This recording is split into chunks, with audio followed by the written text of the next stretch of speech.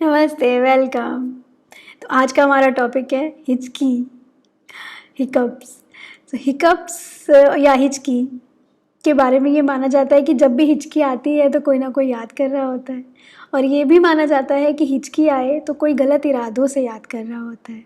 तो ये हिचकी क्या चीज़ है?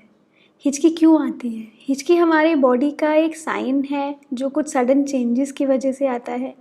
वो स्ट्रेस की वजह से आ सकता है, सडन शॉक की वजह से आ सकता है, सडन एक्साइटमेंट की वजह से आ सकता है, और उसके अलावा ओवर ईटिंग से जो ब्लोटेडनेस होती है उससे भी आ सकता है, ब्लड प्रेशर के चेंजेस से आ सकता है, उसके अलावा रेस्पिरेटरी सिस्टम में कुछ चेंजेस हों तो भी आ सकती है हिचकी।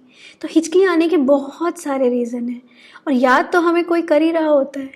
कौन? हमारा शरीर, ये कहने के लिए कि मेरी तरफ भी ध्यान दे दो थोड़ा, है ना।